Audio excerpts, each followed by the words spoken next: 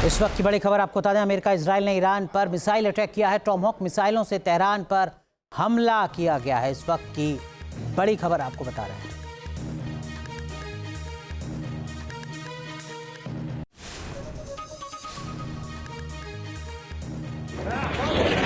इस वक्त की बड़ी अपडेट, ये ताज़ा तस्वीरें आप देख रहे हैं। टॉमहॉक मिसाइलों से किस तरीके से तेहरान पर हमला किया गया है, उसकी तस्वीरें इस वक्त आपके सामने।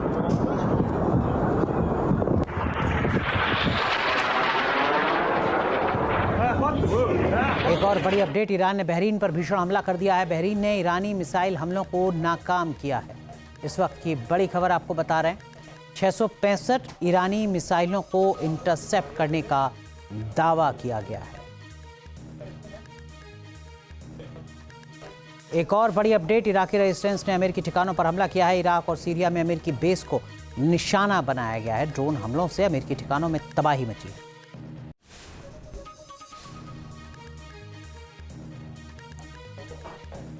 इस वक्त की सबसे बड़ी खबर आपको बता रहे हैं, हिजबुल्लाह ने इजराइल के सीमावर्ती इलाकों को दहला दिया है। हिजबुल्लाह ने नहारिया पर ताबड़तोड़ हमला किया है। नहारिया में हिजबुल्लाह के रॉकेट से जोरदार धमाका हुआ है। हमले के बाद आसमान में धुएं का गुबार उठा। रॉकेट हमले से इलाके में अफरा तफरी मच गई।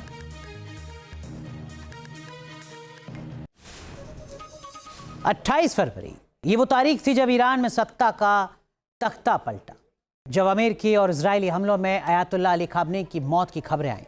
फिर 8 मार्च को उनके बेटे मुस्तफा ने सुप्रीम लीडर की कमान संभाली, लेकिन पिछले 39 दिनों से मुस्तफा खामनेई को किसी ने देखा नहीं है। सवाल उठता है, मुस्तफा खामनेई कहाँ हैं? क्या वो किसी सुरक्षित बंकर में छिपे हैं? क्या वो जंग की रणनीति बना रहे हैं, या फिर जैसा कि द टाइम्स की ताज़ा रिपोर्ट दावा कर रही है कि वो बेहोश हैं, कोमा में पवित्र शहर कौम में अपना इलाज करा रहे हैं?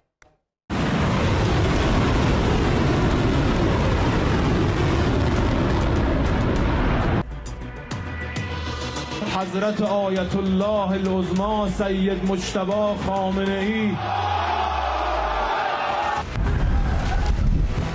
28 फरवरी के बाद से कहां है मुज्तबा खामेनेई?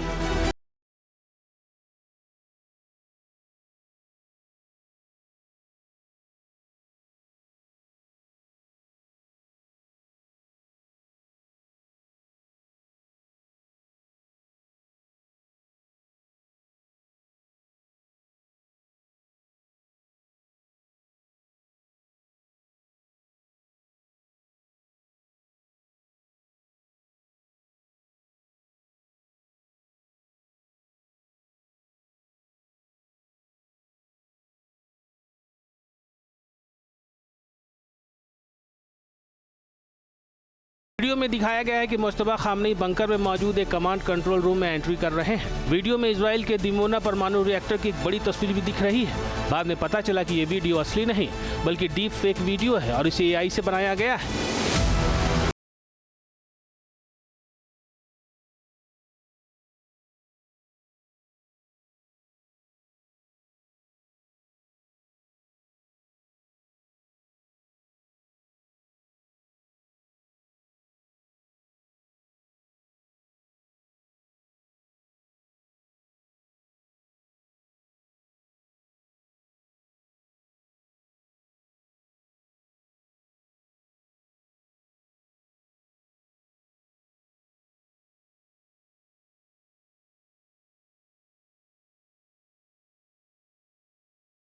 नया सुप्रीम लीडर बना दिया गया। समर्थकों ने सड़कों पर उनकी तस्वीरें लहराई, लेकिन खुद मुस्तफा गायब थे। कहा गया कि सुरक्षा कारणों से उन्हें किसी गुप्त स्थान पर ले जाया गया है, लेकिन दिन बीतते गए, हफ्ते बीतते गए और अब अप्रैल आ चुका है। मुस्तफा का कोई वीडियो संदेश नहीं आया, कोई लाइव भाषण नहीं हुआ, केवल सरकारी मीडिया के जरिए उनके नाम से बयान जारी किए गए। सवाल उठा कि क्या वो बयान मुस्तफा के थे या पर्दे के पीछे किसी और ने दुनिया को झांसा दिया। अब जो खुलासा हुआ है उसने सनसनी मचा दी है। ब्रिटिश अखबार द टाइम्स ने अमेरिकी और इजरायली खुफिया इनपुट्स के हवाले से एक डिप्लोमेटिक मेमो का जिक्र किया है। इस मेमो के मुताबिक मुस्तफा खामनेई गंभीर स्थिति में है। वो बेहोश हैं और किसी भी तरह का फैसला लेने में असमर्थ है। वो तेहरान के किसी भी बंकर में नहीं बल्कि पवित्र शहर कौम में डॉक्टरों की कड़ी निगरानी में है। पहले ये खबर आई थी कि इजरायली हमले में मुस्तफा खामनेई के पैर में हल्की चोट है, लेकिन उसके बाद उनकी स्थिति को लेकर कोई जानकारी नहीं दी गई। जिस खुफिया मेमो में उनकी स्थिति का जिक्र किया गया है वो अमेरिका इजराइल ने अपने खाड़ी देशों के सहयोगियों के साथ साझा किया है। ये नया राजनयिक मेमो बताता है कि उनकी हालत पहले की तुलना में कहीं ज़्यादा नाजुक है।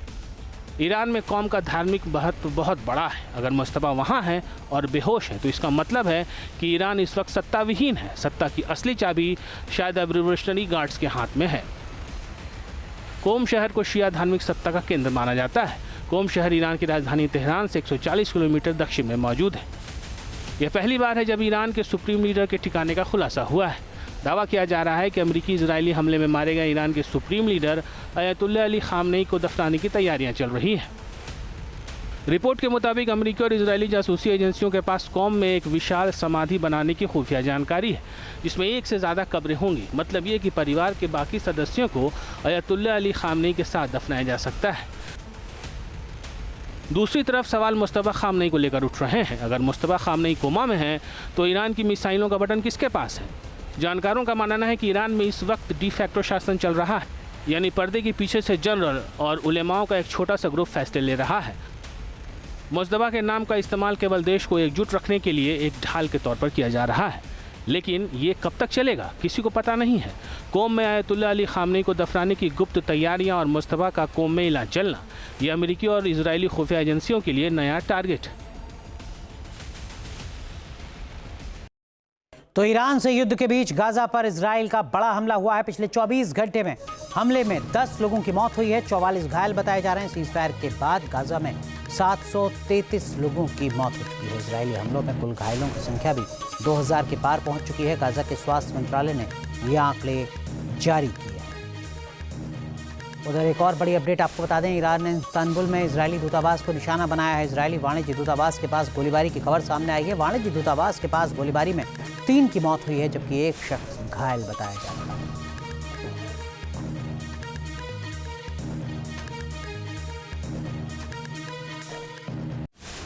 तो ईरान के हमले में सऊदी अरब के अल जुबैल इंडस्ट्रियल एरिया में भीषण आग लग गई। अल जुबैल औद्योगिक केंद्र होने के साथ ही प्रमुख पेट्रोकेमिकल और पावर प्लांट वाला शहर भी है। इसीलिए यहां किया गया अटैक जंग की आग को और भी भड़का सकता है।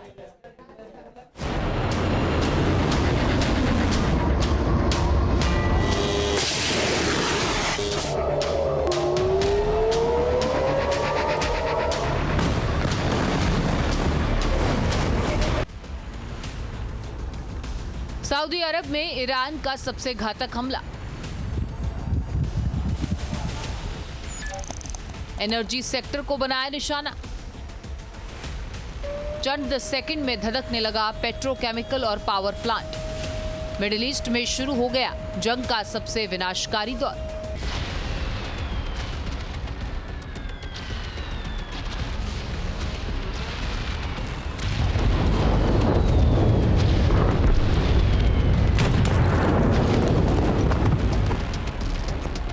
भीषण आग और धुएं के बवंडर का ये वीडियो सऊदी अरब के अल जुबैल इंडस्ट्रियल एरिया का है।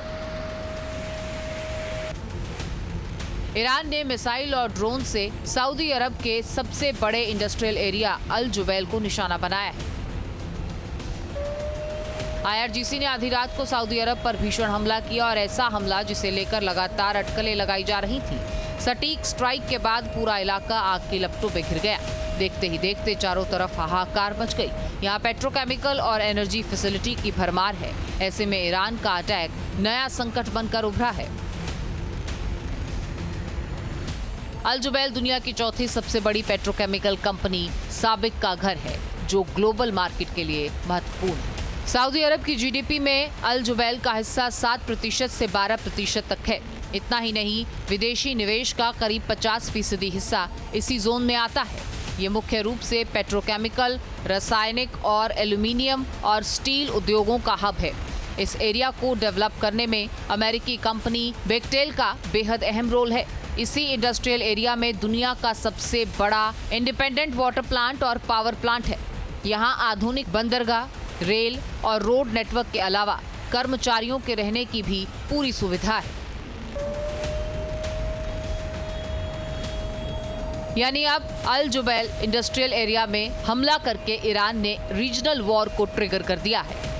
सऊदी अरब पहले से ही ईरान की कार्रवाई से भड़का हुआ है, मगर अब तो हालात और विस्फोटक हो चुके हैं।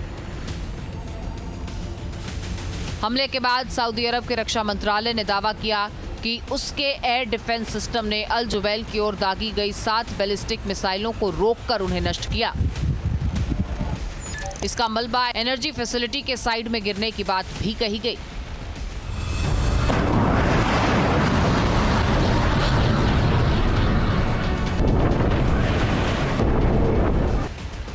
इस जंग में ये पहला मौका नहीं है जब सऊदी अरब के एनर्जी सेक्टर को निशाना बनाया गया हो। मार्च में ईरान ने कई टारगेटेड हमले किए थे और इस दौरान सऊदी अरब की राजधानी रियाद में कई हमले हुए, जिसके टारगेट पर 3 तेल रिफाइनरीज थी। इनमें सऊदी अरामको की सामरेफ मोबिल रिफाइनरी और सऊदी अरामको और साबिक का संयुक्त जुबैल पेट्रोकेमिकल कॉम्प्लेक्स शामिल है। सऊदी अरब पर लगातार हो रहे हमलों के बाद तनाव और बढ़ गया है। तबाही इस तरह की है कि अब ईरान के साथ सीधी जंग की नौबत भी आ सकती है, क्योंकि जो देश विजन 2030 के तहत दुनिया का टूरिज्म हब बनने का सपना देख रहा था, आज उसे अपनी रिफाइनरीज के चारों ओर मिसाइल डिफेंस सिस्टम की दीवार खड़ी करनी पड़ रही है। इतिहास गवाह है कि जब जब मिडिल ईस्ट में तेल पर हमला हुआ, तब तब दुनिया बरसों पीछे चली गई।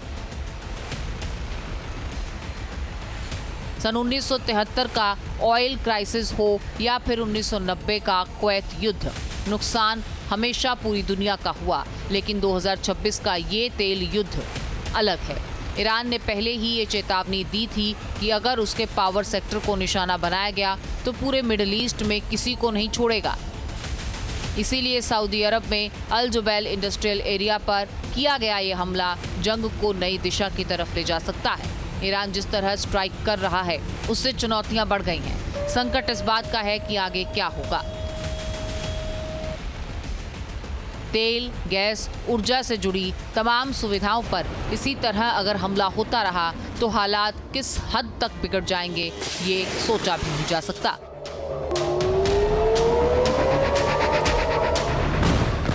Team news nation.